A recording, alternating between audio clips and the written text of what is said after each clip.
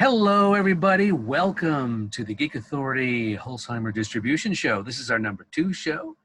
Our first one was our little introduction. I'm Lorenzo Marchessi. And I'm MaryLee Holzheimer. And we're switching because we don't know where she is, but she's somewhere on the screen. Let's say she's right there. Yes. Can't do always. that. I'm right here. There. Anyway, this is a show that we're basically kind of putting together, focusing on conventions, conventioning, both from the vendor side and from the collector side and from the cosplay side, just to give you an idea of what to do and what not to do, or what to look out for mainly. You can do what you want, but don't say we didn't warn you. This particular show is going to feature the conventions in general. And by that, we mean they're different sizes, different locations, different places, and they all require different things of the convention goer, as well as the vendor. And that includes parking, lodging, and you'll hear about it soon.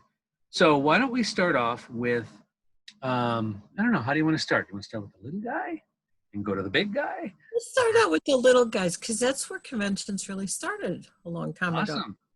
You know, I mean, even San Diego Comic-Con used to be held in a little hotel, the Cortez, and there were maybe 20 of us dealers there, so it wasn't real big.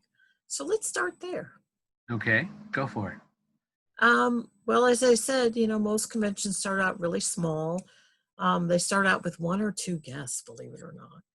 And they sort of grew across the country. It got to the point where there was convention season, which was really from graduation of schools until the beginning of schools in the fall. But now they're all over the place. Yeah, now the calendar. Worldwide, you know. Used to be before the COVID, there was something going on every weekend somewhere in the country. Yeah. In fact, they used to conflict, and you'd have to make decisions. Where do you want to go? But now I think they got smart. If they want attendance, they need to not block another convention.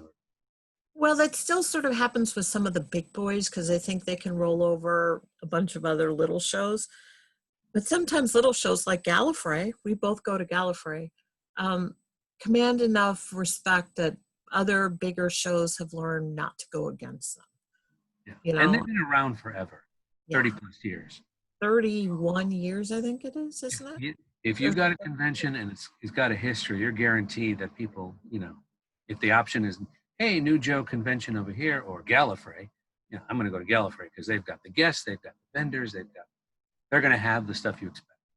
Plus, it's a great opportunity. They allow a lot of chances for fans to meet and interact with other fans. I mean, if you're standing in line, I don't understand why people aren't like, hey, I like this doctor, or hey, I like this part of Doctor Who. And the other person's like, why are you talking to me? You know, that doesn't happen at Gallifrey, where at some of the bigger shows, it's like, why are you in a future show, too, we're going to focus on suggestions on how you could have a best time in line or, you know, sitting next to strangers at the speeches or the, what do you call them? The presentations, the panels. Panels, you know, there you go. I've gone to so many, I forgot what they're called. Yeah, it's, you know, so many small events offer so many great things that you just can't see or do at the big events. But look at what you can expect. We're not kidding here. Check this out. This is what it looks like at some of these conventions. Now, I'll just kind of really point real quick. This is Westercon, which is held in Southern California in the Valley. All about Sweden. Over here is, this is, what does it say, BlizzardCon? This is one convention of many that are held at the Anaheim Convention Center in Anaheim, California. And the top 2 are? San Diego Comic-Con. Yes, those are 150,000 people. A day. 150,000 people. So whether you go to the little guys, which Whedon is still, I consider still, very tight. Or the king of all kings of conventions, where you're literally stepping on people, literally. That's because of their cosplay, but we'll get into that later. That's another topic for, Never been poked by an amphibian arm? Anyway, so this is what you can expect. And just so you know, if you look at the, like especially San Diego, it's a big convention center.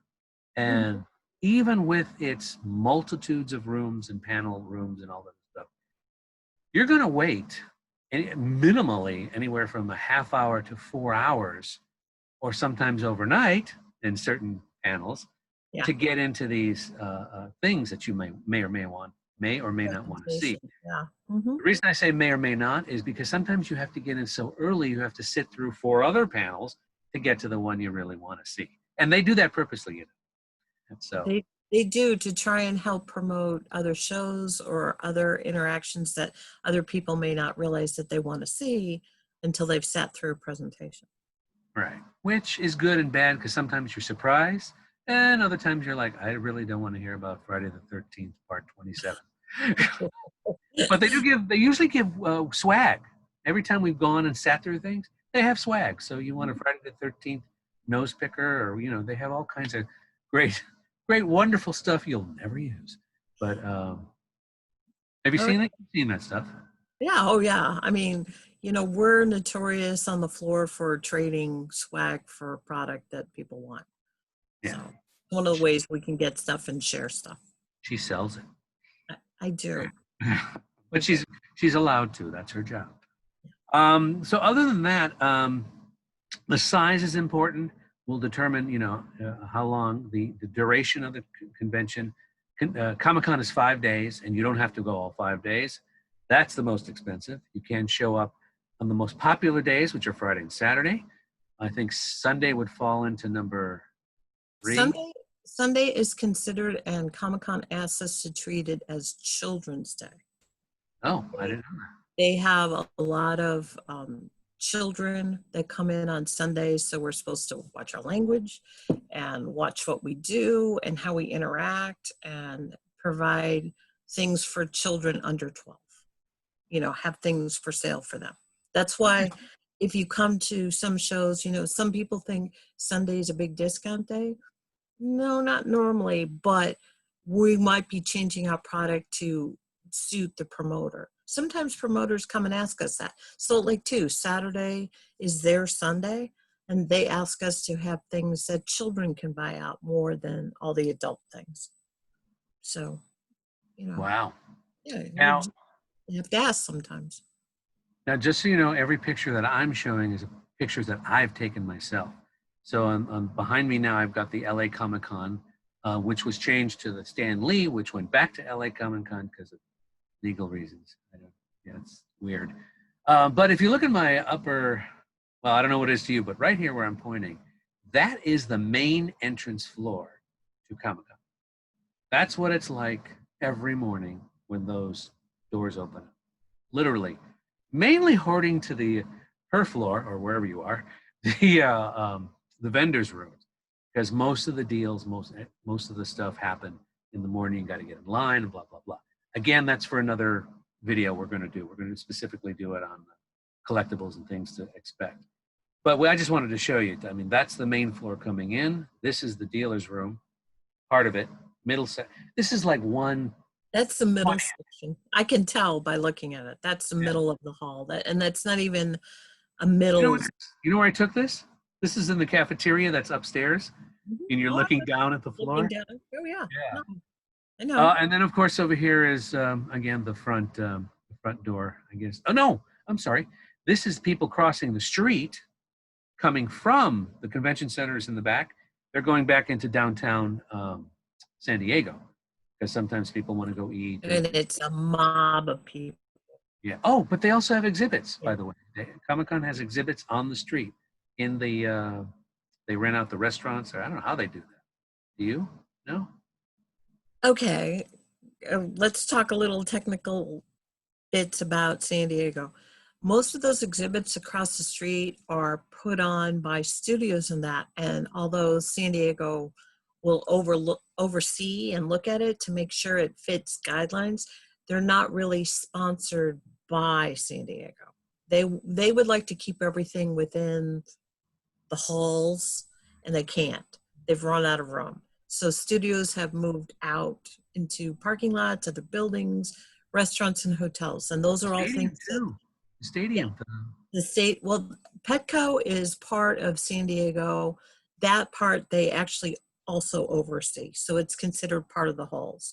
They don't necessarily demand that you have a badge for Petco, but they do ask that you follow the rules of respecting everybody, you know, minding cosplay, it's not consent, and all the rules that are part of most huge conventions.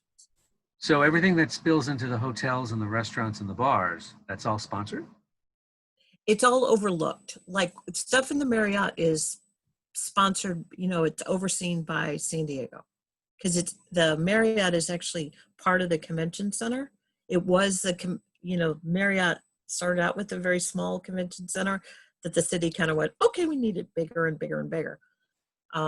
But stuff that's at the Hilton and at the Hard Rock and all those other places, those are studio bought out sponsored things that happen. You know, when you see the big thing for NBC or the Vikings for the History Channel that was in one of the warehouses, or the little Funko pop-up store, those are all sponsored by Funko, History, all the other studios. It's not San Diego. The only thing San Diego has started doing is saying, we're going to come in and make sure you're child friendly, you're language friendly, you know, you follow those certain rules.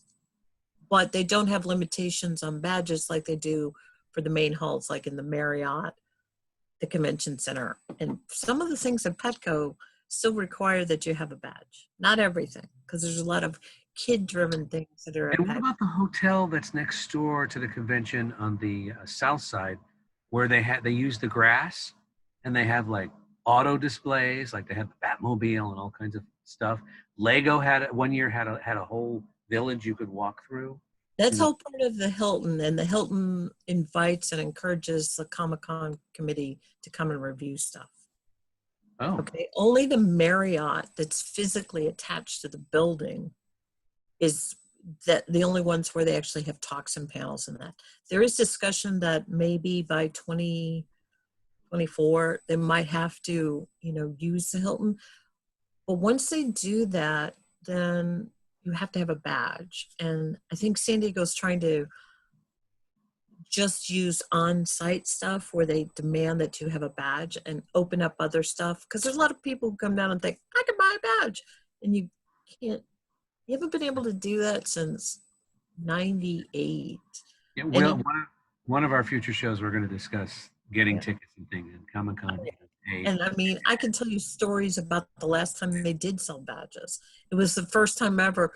We used to close the vendors floor at 5:00 until that year because they had 4,000 people down the block and more people lining up. And they were like, do you guys mind staying open later? Because we want to get these people in. And, you know, I mean, they were taking tickets till 6:00 that year. And we're like, how is this going to work? You know, so. And we're talking, like she said, 150,000 people. So, and it spills out all over the city. This is a huge moneymaker for San Diego.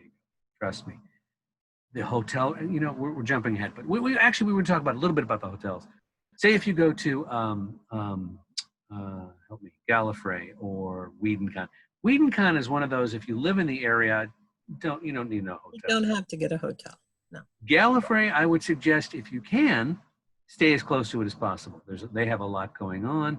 It's a lot easier than leaving at midnight because they do have activities that go all through the night, plus little parties. And It's sort same of with like, Comic-Con. yeah. You know, it's You want to, 24/7. yeah. And it's not uncommon to ride an elevator with some of the celebrities or see them drinking at the bars. You didn't hear that from me, but it's Well, true. also true of some little events across the country like Media West. It's a literary event. They have no actors, but they have room parties, and then people who didn't get into the dealer's room because it's very tiny can sell out of their rooms. So you have a lot of like people roaming the halls and interacting, and you know, you find a group of people who are into your thing and you start talking, and it's probably one of the most unique older shows ever because it's all about fans meeting fans and fans talking about written stuff or TV shows together where there's no fear of an actor or somebody getting their feelings hurt because they like or don't like them. We have here in Hollywood too, it's called the Hollywood Autograph Show. That happens twice a year. Tons of vendors, tons of celebrities, mainly meant for the celebrities to sign autographs, meet their fans and stuff. It's a really cool idea. I think they've had a couple like in New York and the bigger cities where they can draw Chicago. Yeah. Chicago. Mhm. But there are hundreds of, there's Dragon Con. Help me out here. Dragon Con, New York Con. Oh, sorry, New York Comic Con, and then there's New Yeah. York Con, and Yeah. then There's it's Salt Lake, there's San Antonio, more. Dallas has 17 different shows, not including like Creation Entertainment, that brings in their shows across the country. There's so many different, I mean, there's shows about toys, there's shows about, Transform. Funko has a convention. Did you know Yeah. that? Oh yeah. G.I. Joe. Hallmark has a convention. Christmas Con. I will be there. It My was. gym shoes have a convention. No, just kidding. I've run shows. I still run shows, but Christmas Con I think is going to be interesting. There's so many. I mean, if you have something you really like, you should check out or see if they have some kind of gathering, because 90% of the time they do, and you're like, I didn't know that. Hopefully the Sometimes Geek Authority will cover that, but I think you're going to be a vendor there, right? You're going to I be. am. I am. So hopefully I'll be there. Otherwise, MaryLee will sneak me in. Anyway, I'll be in one of her big suitcases. One of my travel cases. But anyway, yeah, they're all over the country. They're awesome to go to. My only big issues are number one, transportation. Can you get there? Number two, their cost. Some of these conventions are a little pricey and not worth the full buck. But you might want to, do one day to see if it's your flavor. And then if you really, really like it, of course, you can go the following year or whatever. And the other thing is the preparedness of yourself. I mean, you have no idea what kind of money you can spend at these conventions. Trust me. It's there. If you're a collector, if you're a fandom, and whether it's Game of Thrones, Star Trek, Star Wars, UFO, I'm picking some obscure stuff. Anime, oh my God. Fortnite, there's Pac-Man. There was booths that just sold Pac-Man products. That hasn't been around for what, 50 years? So Snoopy, the Peanuts have their own kind of doohickey. They Oh, do. and we're also going to do what is this? A show on collectibles, just collectibles. Because wait till you hear what they do. She knows. Oh, She's yeah. still selling collectibles from past years. So. Well, yeah, I mean, it's amazing what people collect or want or desire. So you'd be surprised. But I want to go backtrack for 1 second. Okay. When you were talking about prices, one thing to really research and know is that not all conventions offer day passes. Gallifrey does not. Yeah, anymore. They used to. They used to a long time ago, and it just got to be How long? crazy. Well, a couple of years ago. But you need to check. But sometimes a weekend pass, like to Gallifrey, is much cheaper than what they were going to charge for a day. And we're all like, why are you doing this? So, you don't have to go to every day, but you might have to buy a weekend pass. So But if a you need person's to. never been to a convention, would you say go all out? And they want to taste? It depends. If you've never been to a convention and it's something you're passionate about, then yes, I would say go. But I wouldn't say go crazy like, okay, I'm going to say it like creation money, where you're in at $1,000 and all you have is like a seat way in the back. You need to pick and choose your battles. I mean, you can buy day passes for some things like that. So you have to do a little bit of research about the event and other events that are comparable, because like there's 5 or 6 other supernatural events that happen that creation never tells you about. And Meaning they don't promote it or what? they don't promote it any other events at all, period. It's them and nobody else. I mean, they literally a couple of years ago went up against San Diego and we're all like, what? It was their big Vegas show. And so we're all like, we get. So a lot of us did both shows and we were like, I decided after that I was never going to do it again. San Diego is a big boy, and creation, I lost money. I wanted to be at both, but so you have to like do some research. Creation is an animal in itself, and I'm sure we're going to talk about it. We'll probably talk about that, but they have the Star Trek license, and I'm doing this because it may not be too long that they have it. You could go to Denver and go to a Star Trek show. Starfest has been around for 40 some years. You know, there's plenty of other Star Trek. Shoreleave, another show. It's been around 30 some years. And that's in Maryland. Michelle Nichols, isn't Michelle doing her last? Or is that done? She's supposed to do a farewell convention. It was supposed to be in July. But It got moved to the fall. I don't know. I mean, the last time I talked to Michelle, she was treating me like when I started dealing with her when I was, 10 years old. Oh, how's school? How's your parents? And I'm like, oh. She's suffering from dementia. And by the way, she's Nichelle Nichols, Lieutenant Uhura in the Star Trek series, because not everyone knows it, I've discovered, knows about every fandom. Yeah, and she's not know about Star Trek. She's wonderful, and, she was a great advocate for the NASA and the NASA women's movement. She's a really wonderful woman, but it was very hard to talk to her knowing what I've talked to her about in the past. So, I kind of tell all my fans and customers that want to go to that, it's like, be prepared. She's an older lady, and they're like, oh, it'll be fine. So and then, you'll have to be patient too. Yeah, not to bring it kind of a downer note, but I remember the last time I saw Aaron Eisenberg, who played Nog on Deep Space Nine, and I never knew. I mean, it was like 3 months later he had passed away, and it's like, you never know. And these people are generally they're really nice. There are a few, as MaryLee will tell you, that you want to put in a box and ship off to China, but. But they all have good days. They all have bad days. You have to remember that. And sometimes. Well, sometimes they do that arrogant line a little too much, and they could tone it down just a little. Especially, what bothers me is when they do it or appear that way in front of the kids, the young people. Yeah. Yeah. There are other actors that are just adore and just eat up the children, and sometimes they play in character. Like I've seen several times the doctors, Matt Smith, David Tennant. The kids will come up to them. All they see is the doctor. They don't see David Tennant or Matt Smith and they play it. They go with it. They're like, they have fun with the kids, and the parents are like crying because they just can't believe it. But so there's a good side.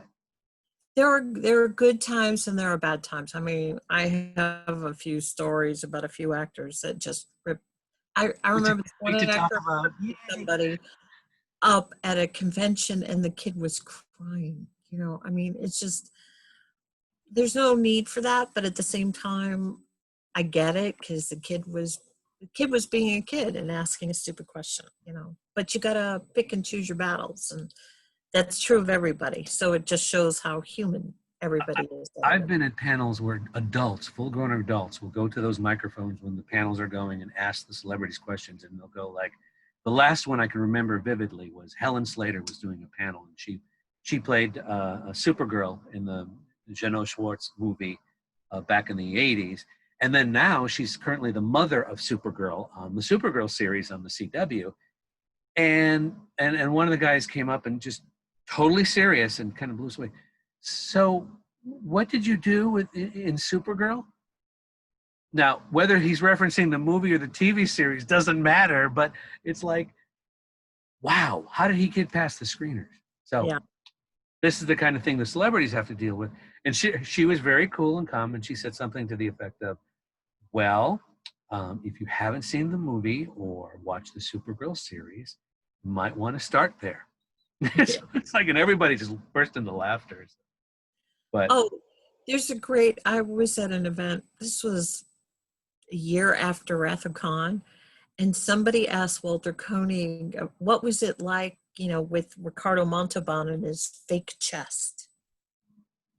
It was real. And Walter Koenig, who played Chekhov, and Ricardo Montalban, who played Khan, he wasn't there, but Walter was, and Walter literally stopped dead. Normally he paces back and forth on the stage, and he stopped dead. He turned and looked at the guy and said, he's married to Esther Williams. That's his chest. He works out every day. He's 70 years old. I hope I look that good. What made you think it was a false just? Why are you asking me this question? Literally, he couldn't stop himself. And he got off the stage, and his next presentation, he was like, look, everybody was here for my last talk. I'm really sorry. Tell everybody I'm really sorry. But he couldn't believe the guy asked me that. And, Funny, I interviewed Nicholas Meyer twice, way back in the 80s for Star Trek II, and then went after Star Trek VI was released here in Hollywood. The director. He goes, I asked him just out of the blue, I said, so I'm just curious, because people who know your work, because he's done 7% Solution and all kinds of wonderful movies time after time. But I says, what is the most asked question to you? And you know what he said? No. Was Ricardo Montalban's chest real? And I'm like, you're kidding. You're kidding.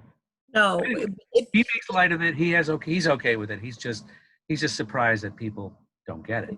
It became the banner question at a lot of shows that year. And we were all like, have you met Ricardo? I mean, literally, when you meet him, he was this charismatic. And at the time he did the film, he was suffering major back issues and leg issues, and he was in great pain. They often had to, put him aside to rest or whatever. Let him sit and relax in between takes. Yeah, I mean, but he was just such a forceful presence. And, the 2 times that I met him, he was like, oh, and the first time he gave me this big hug, it's such a pleasure. And I'm like, oh my God. I would have just melted. But anyway. The second time, he was in a wheelchair, and it was like, oh, but he's still like, come here, give me a hug, What a great guy. He was very kind to the fellow actors. And in case you didn't know a bit of trivia, most of the tension in the drama is set because Khan and Kirk are literally mortal enemies. Enemy. They're little fish. They're not drinking. But just so you know, they never were on the same set together, ever. All their actions and dialogues, talking to each other, was all done separately in different times of the shoot. So when people are like, that's no way, how do you get... That's called acting. That's why Ricardo's so good. I don't think they ever met until the red carpet. Yeah. Well, they met at the table read. Nicholas Meyer always has table reads. That's right. That's right. And then they met again. The next time was at the red carpet. So yeah. But when you look at it, the movie and see it on screen, it's like he's literally yelling at Shatner. No, he's not. There's a big green screen with a. That's how good an actor is. Anyway, we digress. So real quick, let's see if I can do this again. I only did it once before. Pardon my English. Just wanted to pop real quick. You can see that, MaryLee, right? Yes, I can see it. We're going to go over this in detail in a different episode, but just in case you wanted to get an idea, I popped this up, pause the video later, and you can look at kind of the things to consider when you go to a convention. I have to move this over because I want to, how do I do this? Okay, let me know when you can't see it. You can still see it, right? Yes, I can still see it. This is the top part of one list, and that's the bottom part of that particular list. So if you get a chance, you might want to take a look at it. Not everything is essential, like, you don't need nuts, although they provide high protein and energy, and then there's a sewing kit, especially if you're doing, cosplay, that kind of thing. I'm going to go. Yeah, not every event has cosplay helpers that fix costumes, so you should be aware of that. Yeah, Gallifrey has a good one. She's awesome. She comes in. A lot of the other smaller events across the country do, but like Salt Lake does not, because they assume that you know how to fix your own costume. So, they're like, what do you mean you don't have your own needle and thread or your own duct tape to fix something? I've had more cosplayers come up and go, do you have duct tape? And I'm like, no. What's cosplay, MaryLee? What is that? It's people wearing costumes at events and having a good time, and sometimes bothering dealers. Oh, I said it. But for the most part, but for the most part, they provide, their favorite characters, and they come to the events. This is a family unit, and it's like so cute. All the Marvel characters. up here, these are the ones that we're going to talk about probably in more detail, that you don't realize things about heat, going to the bathroom. Sitting down. And then there's the people who do the makeup. They're really good with the makeup, and there's very minimal, you know, in terms of costume, but it's all in the imagery. And we're going to talk about that as well in a future episode. But just wanted to give you kind of a, this is what to expect. And it's common now. More people cosplay now than they did, say, 10, 15 years ago. It's kind of like a... But it's become more acceptable, too. You know, back when I started, being a Star Trek fan wasn't cool, let alone dressing up as anybody. Hey, I went to the first one in Chicago, and it was like, oh my God. 75? I was selling. Really? What did I buy from you? I don't know if you did or not, but you might have bought from my boss then, who was Emily Lazio. Oh, I was big into props, so the phasers, the tricorders, and all that. Oh, you didn't buy stuff from us then. Okay. So. Lincoln Enterprise, remember that? Oh, anyway, we digress. This is my latest craze, everybody. He's so cute. If you're not watching The Mandalorian on Disney Plus, why? Why not? But he's so adorable. They missed the mark last Christmas for the toys. Now they're coming out little by little. There's an animatronic that I'm looking forward to. We're going to do a show on collectibles and things. So just to give you a heads up. So hopefully this was better than our introduction, and you got more information. I mean, MaryLee's a whiz, wherever she is. I don't know which side of the screen she's on. MaryLee's a whiz at all this, the technical stuff, and we're going to do a show about talking about the celebrities and autographs and collectibles. Cosplay, which is why I created these graphics, so you kind of have something more interesting. Again, go back and pause if you want to look at some of the lists. I'll bring up those lists again in future shows just so you have an idea. Anything else you want to add in closing about conventions in general? Just do a little research and check around and ask people, you know, through your social media or other things, or if you know a vendor, ask them, because, you know, if they don't travel out state, they might know somebody like me who does shows around the world, or did before the pandemic, to get a better idea, because there's some shows I absolutely adore, and then there's some shows that I do because it makes me money, or have put on because it makes me money. I won't lie. I just thought something. You remember one of our friends is a vendor. It's called, what is it called? TribleToys.com? Oh. Do you think he's going to do a coronavirus? He sells, one of his side things is he sells, what are they called? They're microbes? Oh, the microbe. Okay, the micro bodies that he sells are all from an educational company, and they're actually little plushies of what they actual little micro diseases look like if you put them under a microscope. He's got them all. Yeah, it's sperm, egg, black plague, you know, HIV, syphilis, you know, you name it. If it's got a little, but so yeah, they'll probably put out a corona one, and you'll probably get it. Yeah, and I want. You know, we should see if he could come and talk about that with us. You know, that's a good idea. Well, let's let the cat out of the bag. Our intention is to eventually have guests with us that we can talk at the same time. Zoom has made it very easy to reach out and communicate with a lot of people one-on-one.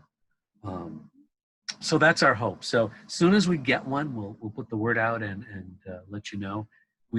She's working on some ideas, and I guess, you know what? Maybe I can reach out to Miles, and then we, you know, because he's the one I know. You know more people than me, but well, I know Miles too, and yeah, we can reach out. And you know, I was thinking about Mike from Comics and Stuff. Mike, he could talk about some of the collectibles from Doctor Who, and he does Marvel. He does them all. Yeah, in his floor. Marvel and a couple other things. So yeah. Sorry guys, we're brainstorming on your time. So hey, watch our brains work.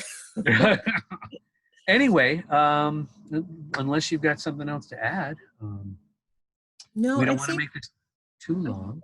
Good, yeah. Yeah. And you know, if you guys have any other ideas or topics you'd like to see us talk about, leave a thing. And also make sure you like us and share, and subscribe. Don't forget to subscribe. which will all Now, be below us on the thing. So just in yeah. case you don't know, when you hit subscribe, YouTube sends out a notice to you saying we've just uploaded a video or something new is on our page. And make sure you hit all when you subscribe so you get everything. Otherwise, it'll just randomly give you stuff. Yeah. And then when you hit like, it racks up points for us. So if people are looking for cosplay or convention or whatever, because I put hashtags and websites below when necessary, they'll rise up on the search for us, and you'll see it. Hopefully, people will see us before anybody else, which is our goal. One last thing, Lorenzo has another video where he talks about his favorite toys. It's called, oh my God, I just did one show. It's called Geek Authority's Mysterious Chamber of Collectibles. Yes. I'm still learning it. So I did one episode and I featured, what did I feature? Wasn't it Yoda? It was Yoda. Yes, it was Baby Yoda. It That's was. I'm trying to remember. Yeah. I've got an idea for the next one, which this show is going to premiere on Wednesdays. That show she's talking about is going to premiere on Thursdays. So you'll have at least. Yeah. And then on Friday, come see me on PorchCon, which is Facebook Live through my name, which is down here in the corner. So yeah, definitely check us all out. What I'll do is I'll put a link under this video for that. There's a link, right? Or no? No, because I haven't gone live yet, but you can link my Facebook thing, and those are all public. Your personal Facebook, or do you have a Holzheimer distributor page? I have both. Okay, but, so why don't we do the Holzheimer distributor page, Mhm. and then Yeah. you put a link on your porch there, and then people will see when you're live, I guess. Yeah. So that makes sense. We'll work on it. But if you don't find we're it, let us learning. know. Yeah. We're growing. We're learning. The Zoom is awesome. As I look at the Avenger family here. Anyway, All right. okay. That's it for this show. This is show number 2. Thank you for coming. Again, like, share, subscribe, tweet. Twitter? Tweet? Is that what it is? Sweet. Instagram. I'm going to do what I can. MaryLee's going to hopefully post the link on her page too. So any questions or comments, put them below. Hopefully you'll join us next week when we'll have more to talk about. Do we know next week's subject? Do we? Not off the top of my head. I do, because I looked. I cheated. It's called Never Been to a Convention? We're going to talk about those virgins. Up. And believe me, walking in the door is only the beginning. We're assuming you got your ticket and your hotel and you're packed. In your park somewhere. Hopefully, less than 10 miles away. We're not kidding. Anyway, thanks for coming. I'm Lorenzo Marchessi for the Geek Authority. And I'm MaryLee Holzheimer for Holzheimer's Distribution. Thanks for joining us. We'll see you next time. And bye-bye.